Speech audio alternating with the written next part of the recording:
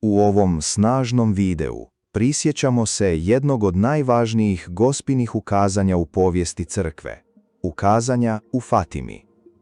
Godine 1917.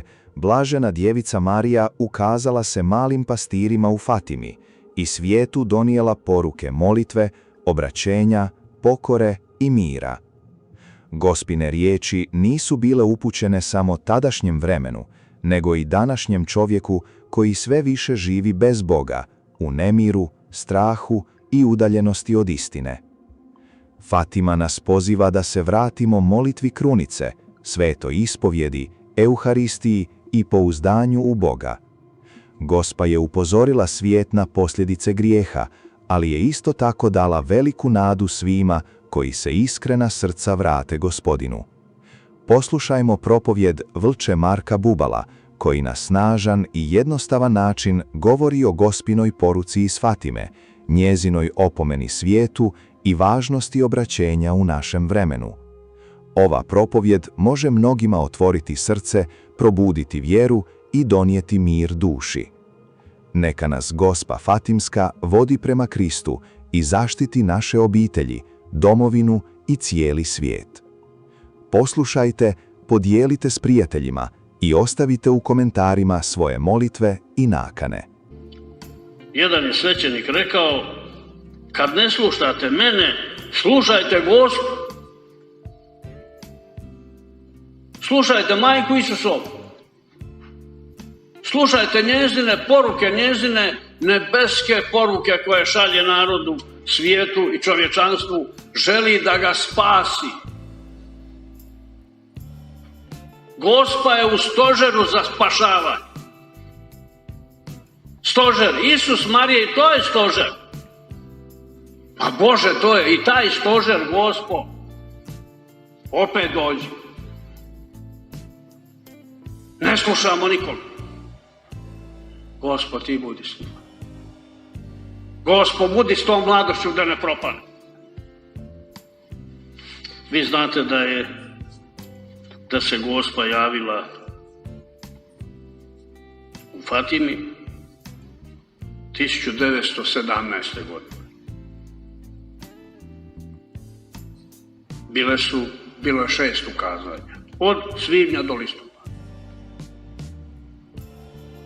Gospa se ukazivala ispod jednog hrasta, crnika se zove taj hrast, ili ti hrast plotnjak, čepove prave. To je najpoznatiji. Visokog 1 metar. Bili su Franjo, kažu Franjo je samo vidio Gospu. Hijacinta vidjela i čula, a Lucija je pored toga razgovarala. Pazite, svako imao svoju zadaću. Ukazanja su se zbila oko podneva, kad je anđeo Gospodnji, djeca došla čuvat ovce. Ukazivala se Hijacinti koja je imala 7 godina, Franji koja je imao 9, to su brat i sestra, i Luciji, njihovoj rođakinji koja je bila stara samo 10 godina. Pazite djece, od 13. svibnja do listopada. Franjo i Jacinta su teško oboljeli i smješteni u bolnicu. Pazite djece. Sestra Lucija je umrla u 13.2.2005. u 98. godini života, kad je umro i sveti papa Ivan Pavao II. 2 osobe. Ključne u Fatimi. Lucija i Ivan Pavao II.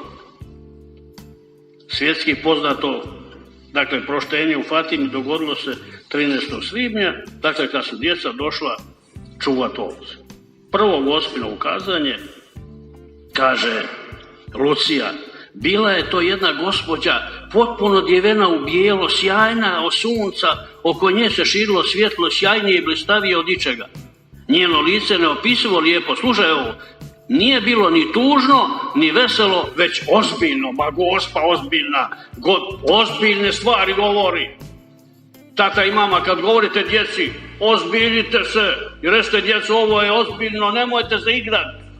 Ne poseži za drogom, ne poseži za nemoralnom, ne odaj po ulici, ozbiljimo se roditelji. Ona nas poziva, mi smo odgovorni. Drugo ukazanje, 13. lipnja. Gospa je poručila da se Isus želi da se ustanovi pobožnost prečistom srcu Marije. I do tada crkva posvećuje svijet prečistom srcu Marije. Na dlanu Gospine ruke nalazilo se sunce obavijeno trnje. Bože moj! Trnje oko svjetla, koje je u njega bilo zabodeno. Prečisto srce Marijino istranjavano grijesima čovječanstva koji traži zadovoljštinu. Ma traži zadovoljštinu naša koljena da kleknemo. Rekao sam, vidio sam u Poljskoj, Bože hvala ti, 100 muškaraca na trgu kleče i vidim krunica u rukama mole. To je zadovoljština.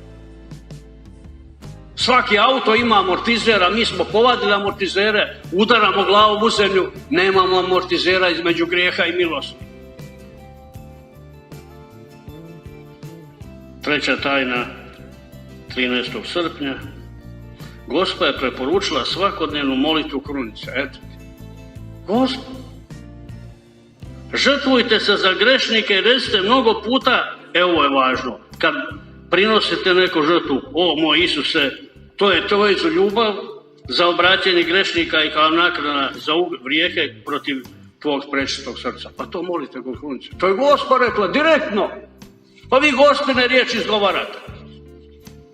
I rekla je ne samo kod krunice, svaki dan 100 puta recite to.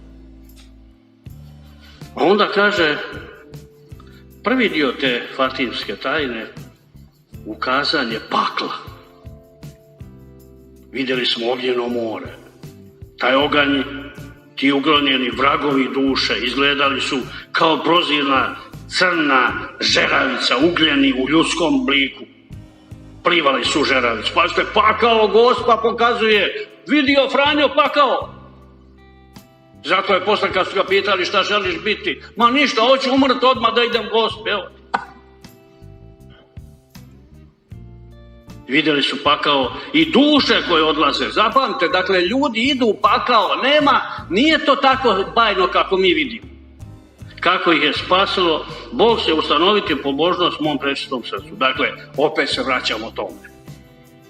I onda Gospa je navijestila Drugi svjetski rat i širenje komunizma. Evo, to je Gospa. To. Papa će biti, neki bijeli čovjek će biti ubijen i da će se Rusija po prečistom srcu obratiti. Nije još. Nije.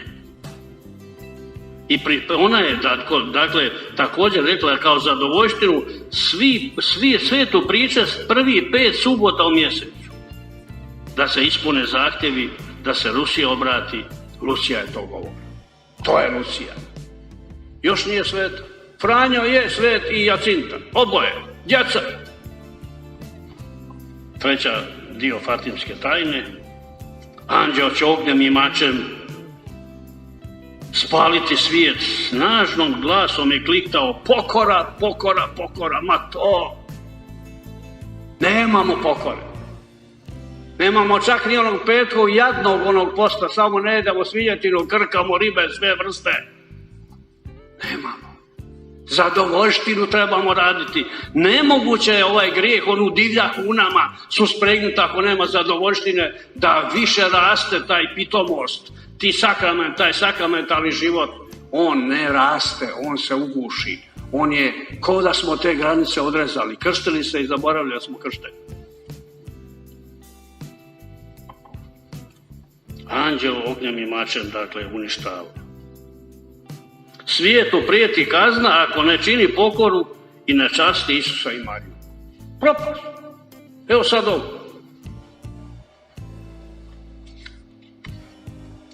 Četvrto ukazanje je, Gospa je došla 13. kolovoza, ali djece nije bilo. Načelnik je zatvorio djecu. Sela.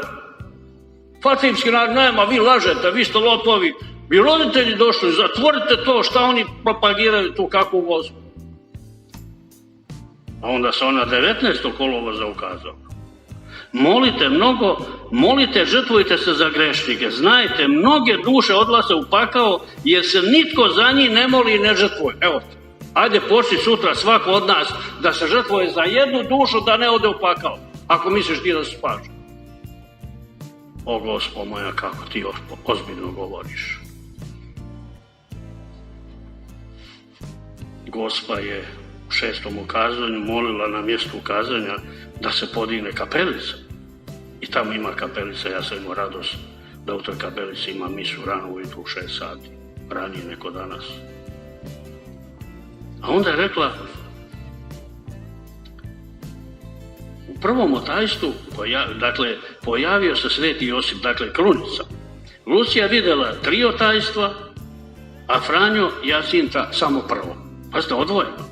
U prvom otajstvu objavio je Sveti Josip djetetom Isusom i Gospom od krunice. Sveti Josip i Isus su blagoslivljali mnoštvo ljudi. To je taj stožer, rekao sam. Stožer Isus, Marija i Josip. Za obranu od pakla, za obranu od propasti.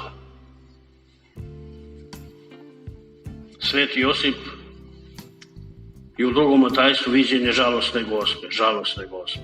U trećem otajstvu Gospa od Karmela, okonjena kraljica neba i zemlje s djetetom Isusom na rukama. Evo ti. Pokazala sve. Isusa u rukama.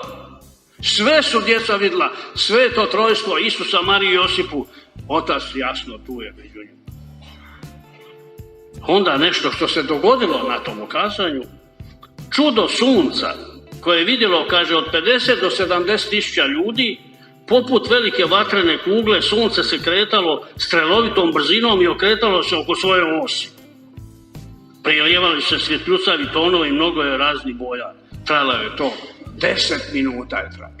Pazi, to viđenje, to nije sekunda. Vidjelo se na 40 km daleko. Sunce se nakon toga vratilo na isto mjesto i normalno je sjalo. Gospod moja, kako ti nas opominješ, kako ti želiš nas spasiti.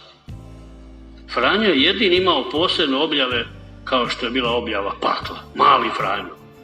Pazite, dijete preminulo s 11 godina života. Ivan Pavao II ga 2000 zajedno s Jacintom proglasio blaženim, a Papa Franjo i Svetim 13. svibnja 2018. Sveti Franjo iz Fatime.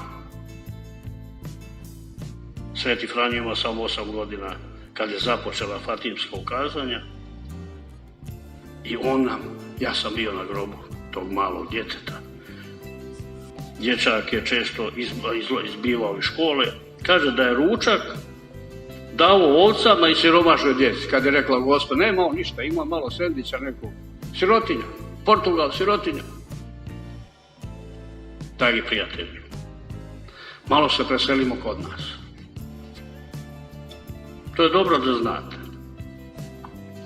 Fatimski kip Fatimske Gospe, prvi koji je donesen u Hrvatskoj, donesen u Tordincu 1958. godine. Donio ga vračasti Marko Majstorović. Kip je napravljen u Fatimi i blagoslovljen. Taj kip je obišao 200 župa u Hrvatskoj i Bosni i Hercegovini kad su se držale pučke misije i velika su uslišanja i obraćenja bila. Zvali su ga Bijela Gospa. Bijela Gospa. I Marko skupi 600 ministranata, 50 svećenika i 5 biskupa u Tordince u ono vrijeme, blato, nema nigde ništa. I on dan i noć su tamo ministranti. 2 dana. Cijelu noć je molitva ispovijed. Ta djeca obučena u ministranska odjela nosaju kip Gospin po dvorištu jer komuniste nisu dali na ulicu. O Gospod moja, o svećenici onog vremena. Danas, je bilo 1000 od Gunje i Loka, pješice su išle, 1000 ljudi je došlo, dakle svi svećenici su bili objedinjeni, ajmo toj Gospi Fatimskoj, šlali su svoje vjernike, sad jednom kad sam bio napišen, niko nije došao. Ne treba. Dragi moji vjernici, draga braćo i sestre, pouči nas, potakni nas, oživi nas, vrati tu post, vrati ta hodočašćenja. Nema, malo nas je da se okupimo opet u 1000 oko tvog stožera Isusa, Marije i Josipa i pomognemo da svijet bude spašen i da ovo zlo koje je na nama što prije nestane, da možemo putovati ko ljudi, moliti se ko ljudi, ići kod rodbine, a ne stalno neke četkice turat u nos, ispitivati kako nam je, jesmo li bolesni ili nismo. Gospo, pomozi nas. Gospo Fatimska, Gospo iz Torlinaca, Gospo iz Fatime, molim te silno i jako kao svećenik, najprije mene učvrsti u vjeri. Daj i meni da postim, jesam star, ali mogu još postiti. Daj i meni da nešto učinim još dobroga, da se ja nečeg odreknem se što bilo da ti uspiješ, da ljudi se ispovjede, da niko ne greši, da se vratimo Sinu Božijem.